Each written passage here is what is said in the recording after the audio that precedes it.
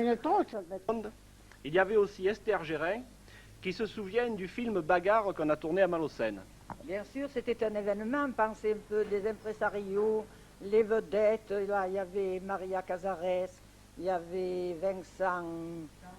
Oui, dis-le-moi un peu parce que je ne me rappelle pas trop bien, moi, et j'ai un peu pas trop de mémoire. Hein. Mais enfin, je me rappelle que c'était un événement. Sur le cours, il y avait un monde tout le temps pour venir regarder, pour venir commenter. Et ma foi, après, ça s'est tourné et il y a des personnes qui sont allées le voir jouer. Mais moi, je l'ai vu, attendez, je crois que c'est à la télévision qu'on l'avait tourné. Ça se tournait sur la place là, devant le café devant la pharmacie, là, devant la pharmacie, non, ça se tournait là, ça se faisait là. Oui, à côté du lavoir, voilà. Il faut dire... Et Barbara, eh ben, on l'a vu avec sa charrette qu'il allait du côté du cimetière là-bas. C'était bien intéressant. Hein? Il faut dire que Bagarre est un livre qui a été écrit à Malocène par M. Proal, et oui, évidemment. Alors ça avait encore plus de valeur, quoi, disons. C'était tout à fait le pays. Ils étaient venus à Saint-Baudile filmer notre troupeau. Et oui, Brebis et agneaux. Et oui, Madeleine, vous avez dû connaître l'agriculture du début du siècle à Saint-Baudile. Ah, nous sommes venus en 26.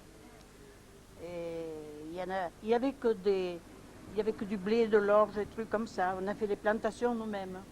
Vignes, abricotiers, cerisiers, tout.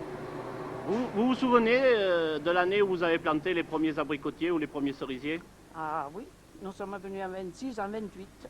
En 28. Et pourquoi on plantait les cerisiers et les abricotiers? Parce que le blé, ça ne rapportait rien. Et le cerisier et l'abricot, ça commençait... Ah, mais l'abricot, la cerise moins, mais l'abricotier, l'abricot, c'était une fortune.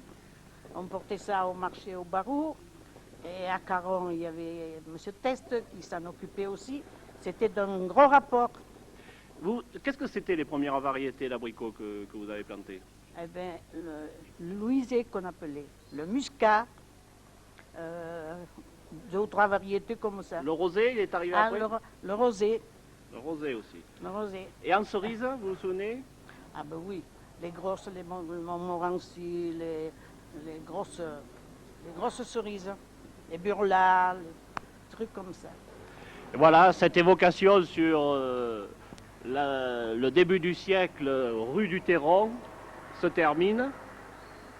Pour rester dans l'agriculture, nous allons rendre visite au sourcier, au devinaille d'Aigues, celui qui trouve l'eau lorsque